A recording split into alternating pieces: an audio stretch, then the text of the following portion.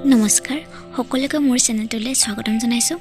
আজি মই স্বাৰ্থপৰ মানুহৰ কথা ক'ব লৈছোঁ আৰু কথাখিনি শুনাৰ আগতে আপোনালোকে যদি মোৰ চেনেলটো ছাবস্ক্ৰাইব কৰা নাই প্লিজ ছাবস্ক্ৰাইব কৰি দিব। জীৱনটোত যদি ভাল মানুহৰ সংগ পোৱা যায় তেতিয়া জীৱনটো অতি সহজ হৈ পৰে আৰু যদি বেয়া মানুহ এজন আহে তেন্তে গোটেই জীৱনটোৱে বৰবাদ হৈ যায়। সেই জীৱনটোত বহুতো কঠিন হৈ পৰে। যিসকল ভাল মানুহ আহে আমাৰ জীৱনলৈ তেওঁলোকে কেতিয়াও লোকচান নকৰে আমাক, কিন্তু যিবোৰ স্বাৰ্থপৰ মানুহ আহে তেওঁলোকে লোকচানহে কৰিব আহে। যদি এবাৰ মন কৰে আপোনাৰ আশে পাশেও তেনেধৰণৰ মানুহ দেখিব পাব।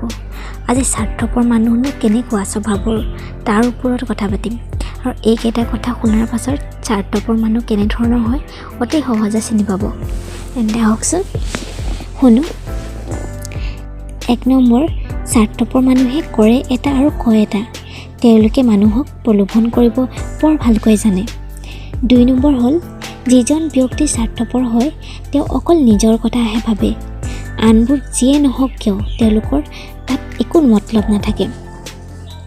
3 নম্বৰ, স্বাৰ্থপৰ মানুহে নিজৰ প্ৰয়োজনতহে তোমাক মনত পেলাব আৰু যেতিয়া তেওঁলোকৰ প্ৰয়োজন শেষ হৈ যাব তেতিয়া তেওঁলোকে আপোনাক পাহৰি যাব। 4 নম্বৰ হ'ল, আপোনাৰ প্ৰয়োজনত তেওঁলোকে কেতিয়াও উপলব্ধ নাথাকে। বহুতো কথাৰ অজুহাত দেখুৱাই আপোনাৰ প্ৰব্লেমটোৰ পৰা আঁতৰত থাকিব বিচাৰিব। 5 নম্বৰ হ'ল, স্বাৰ্থপৰ মানুহবোৰে মানুহক দেখুৱাই এনেকুৱা কাম কৰে বা এনেকুৱা কথা কয় যে মানুহে তেওঁলোকক ভাল পাওক। আজি স্বাৰ্থপৰ মানুহৰ বিষয়ে এইখিনি আছিলে।